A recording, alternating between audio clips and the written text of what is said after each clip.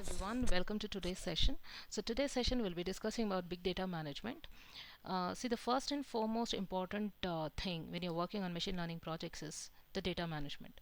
So data management has these important steps. First stage would be the collecting the data. Then you have to pre-process the data, make it ready for the next steps. So when you're pre-processing the data, you may have to do removing of the missing data. You may want to do removal of noisy data or outliers, and then data integration, transformation, and data reduction. So let's see each of these steps one by one. And a very important thing is, though this is a very important pre-processing step when you're working on machine learning algorithm, it is also an iterative process. That means as you keep on working, as you're already in the design stage, you might already be working on your machine learning algorithm, but you may want to come back to this step where you want to recheck your data, collect your data. So it's an iterative process. So let's begin now. So first step would be the data collection. So the word itself says it's a task of gathering the data sets. So that's the first step in any machine learning project. So very important that when you're collecting your data, you ensure that the data is good quality, in the sense it should give better results, right?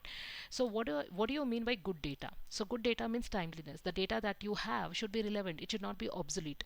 Suppose I'm doing a machine learning project for predicting the sales for the next 3 years. So definitely I should collect some sales data of the last 3 years, not something which has happened of the last 20 years or 30 years, right? The timeliness is very important. Relevancy of data, the data, in the sense the data you're collecting for your machine learning should be relevant, right? There should be no bias in the data. Bias in the sense some kind of wrong information, which bias will always resulting of overfitting issues, which we will see in the next few sessions. And the knowledge about the data. So if you are implementing, doing work on machine learning, it's very important that you have good domain knowledge about your data set. So the knowledge about the data is very important. So also very important that the data that you're collecting, you know from where it is coming. So that data source, the source of the data, where it is coming from. So the data can be coming from an open or a public data source. You may be collecting it from some social media platform. You may be collecting it from various other stages where you get heterogeneous data. So basically, what is a data source? Suppose I'm working on a project on healthcare, or I may be doing some work on genomic data analysis, biological data, or some kind of government census data. So all these kinds of information are very easily available now on the World Wide Web. You have various places, websites, where you have these data sets freely available for you, where there is no strict copyright rules or restrictions. You may also be getting, suppose you want to do some machine learning projects, right, analysis on some kind of social media data, then you can get it easily from social media. Also, you may want your data may not be just textual information. It can be an image, it can be a video, it can be a mix. So it can be a heterogeneous data as well. So that's called as a multimodal data. So basically, www is a very important is where you can collect huge data, right, for your work. So after the data is collected, the next step would be the pre-processing. So pre-processing in the sense, now you have collected the real world data. Now the data that you have collected can be a bad data. So what do I mean by bad? Bad data in the sense the data can be incomplete, right? You don't know, you're getting information from some source. So how authentic is the data, how correct is the data, you cannot rely, right? So you have to observe the data set. So it can be an incomplete data set, it can have outliers, in the sense the data will have unusual characteristics from the rest of the other data. Some 100 data sets are having some range of values from 0 to 10. Maybe one or two are having the range in the range of thousands. So it is an outlier, right? The data can be having inconsistent values, it can have inaccurate values, there can be values which are missing, or it can also have duplicate or redundant data. So that is why the second step, that is a pre-processing, is very important, where you have to improvise the quality of your data, right? So the data that you have collected in your previous stage is a raw data that I'm going to now pre-process it in order to get better results. So what are the ways that you can do pre-processing? One is data cleaning and the other one is data wrangling. Data cleaning means it's a process where I do detect and I will remove the errors. Data wrangling means where I make the data more processable for our machine learning algorithms. So now the next thing is, what kind of errors can be there in the data? Now apart from all this incomplete outlier data, you can have various other kinds of errors, like it can be a human error that can be introduced in a data set. It can be a typographical error, that can be a typing mistake that could have happened in the data sets. Incorrect measurements can be there in the data sets. Structural errors can be there, data formats can be wrong. the lot of duplication of values can be there. There is a lot of noise is a very important attribute, that very important source of error in the data. Now basically, what is noise is a random component which involves distortion of values or introduces spurious content into your data set. Now often noise is we also call it as artifacts. Artifacts are deterministic distortions in the form of a streak. In the sense, see, suppose I have collected images of some flowers, right? Some 1,000 flowers from some public repository, right? You may see that some of the flower images are very good quality. Some of them will have very bad quality, in the sense the lighting can be very wrong, the camera quality could have been wrong, there could be a lot of reflections, some images are taken in very bad lighting conditions, so therefore it has added a lot of distortions into your image, so that we call it as artifacts. So all these things are very important data errors that can be possible in your data set. So some example of bad data set is, just see this data set. See, there are some missing values here, right? Incomplete values, salary is missing here. The second error is inconsistent data. You can see the date of birth of David is 10/10/1980, but his age is 5, so it's inconsistent data.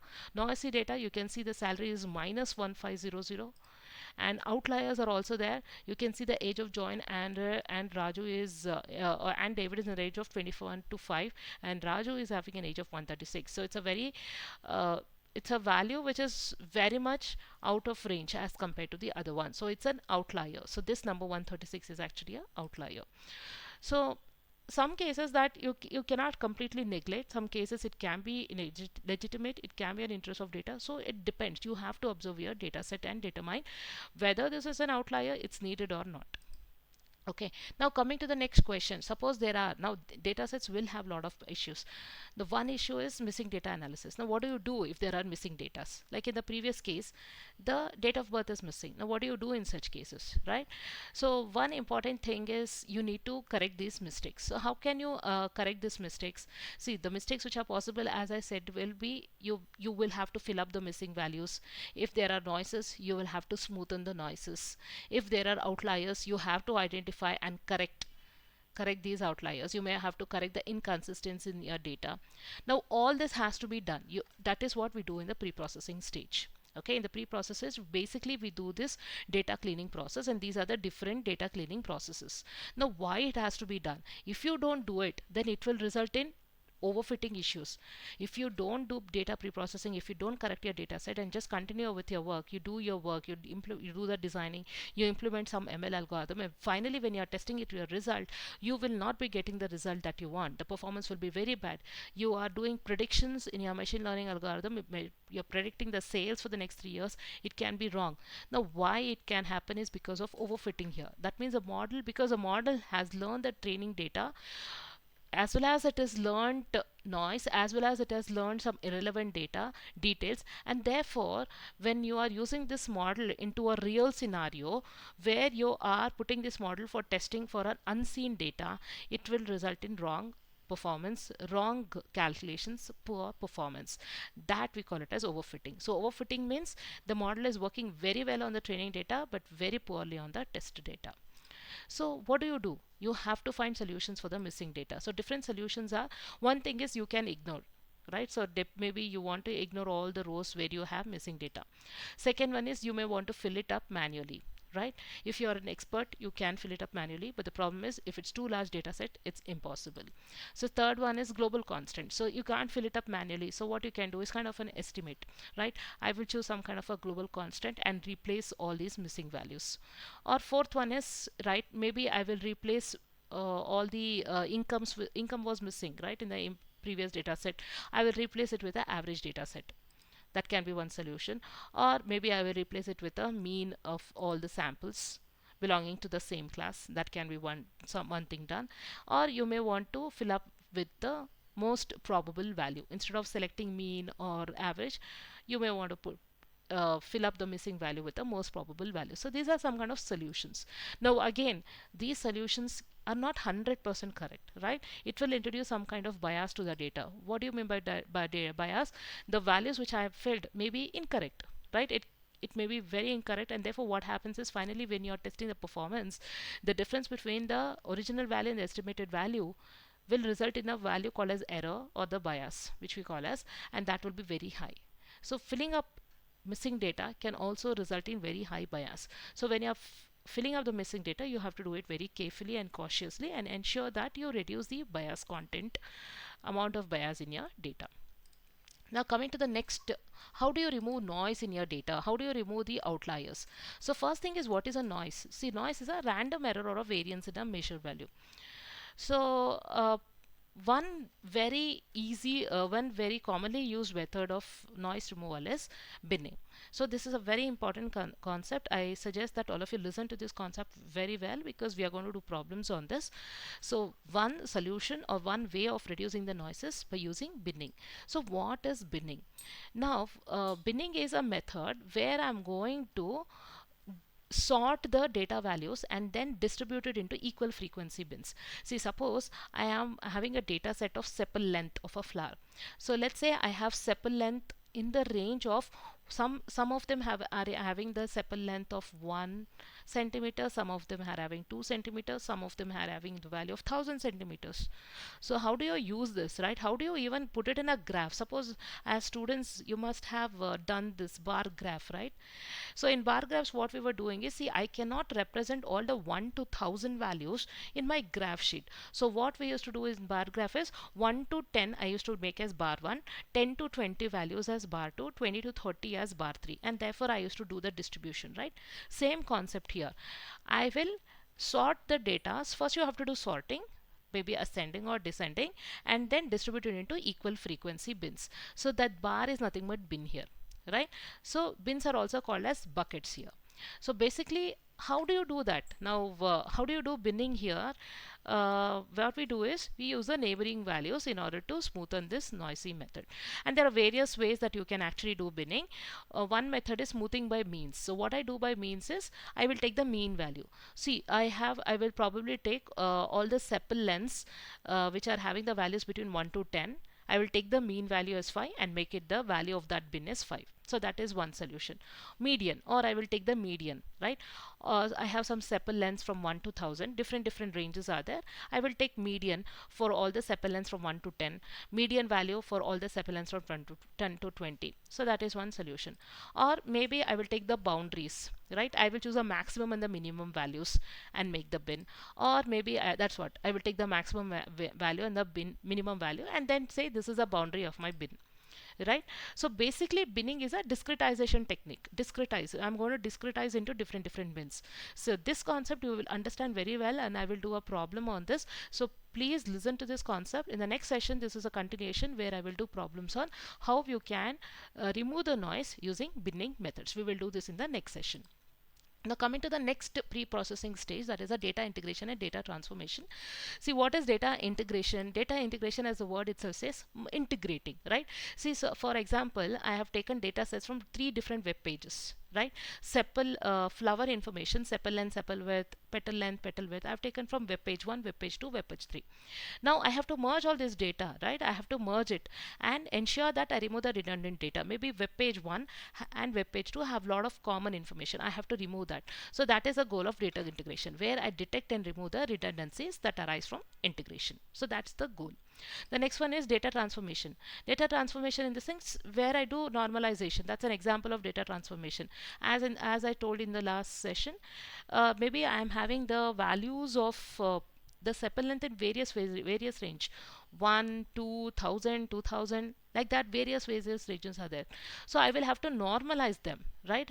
I will say that this is a range. I can have the sepal length only between 0 to 1. So that is normalization, right? So normalization is a process where the attribute values are scaled to a range, say 0 to 1, and therefore I will improve the performance. And this, when we are discussing about neural networks at the end of this almost playlist, you will see normalization is a very important concept. So simple words, normalization, where we are trying to put it in a range, let's say 0 to 1. And important normalization procedures are min, max and z-score. So we will be doing problems of min, max and z-score also, how to do normalization in the next session. So let's just quickly learn what's min, max. So as I said, min, max procedure is a normalization technique where I'm trying to normalize the value of that variable within a let's say certain range, let's say from 0 to 1. So how do you do this? Is this is a formula, right? Suppose I'm trying to normalize the value of v, so what I do is v minus min. So what is min here? So I have a set of values of v. Let's say the set of values of v are ranging from 55 to 100. So minimum value is 55, maximum value is 100. So min is 55, max is 100. New max is, suppose the range I am choosing is 0 to 1. So new max is 1, new min is 1. So just substitute, you will get the new normalized value of v, which will be in the range of 0 to 1. Okay, so that's the intention. We will do the problem in the next class. You can understand better. The next one is z-score normalization. This is also another way of doing normalization. How do you do this? Is, suppose I want to calculate, normalize the value of this variable v. So just subtract it with mu by sigma. What is mu? Mu is the mean. So you have a set of values of v from 55 to 100. Take the mean of that. Put that in mu. Take the standard deviation, that is sigma. Just subtract this value with v. You will get the normalized value of v, which will be in the range of 0 to 1. So this also problem we'll be doing the next session. Now coming to the last one, data reduction. Now you have done a lot of pre-processing. You have removed the lot of errors in the data. You have done normalization. The next one is reduction of data. Many times the data sets which you will be using, which will be very, very big, right? So when you have very big data sets, you will see that a lot of things are unnecessary, right? So which can again affect the performance of your algorithm. So very, very, very important that you reduce the data. So these are the three common methods: data aggregation, feature selection, and dimensionality reduction. Data aggregation, nothing but integration, where you try to integrate the data and try to reduce the redundancies. Feature selection, where we are just select only the important information. Why select information which is not required, right? Suppose I want to find out the sepal length of a flower. Why do I want to? I will only choose the image of the flower. Why should I choose the background image, right? So that is feature selection. So I may have an image where there's a building behind the flower. I'm not going to take the building information. I will just select the flower information. That is feature selection. Dimensionality reduction, very, very important. If you don't reduce the dimension, see, I might have collecting images from, it can be a PNG image, it can be a JPG image, it can be a GIF file. The sizes can also be very big. Sometimes it's very big image, sometimes very small image. You have to normalize the size of your data set also. That is dimensionality reduction. Otherwise your algorithms will not work, right?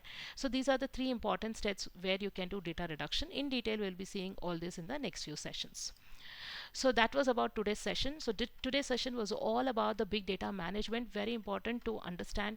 I hope you have seen the video till the end, because only if you see to the end you will understand the problems that I'll be doing the next class. So just to quickly revise, in today's session, the big data management, these are the important steps that we discussed today: collection, pre-processing, missing data analysis, removal of noise data, integration and reduction. So let's meet in the next session where we'll be doing problems on removal of noise data. So thank you so much, and please, please, please subscribe to our channel. Thank you so much.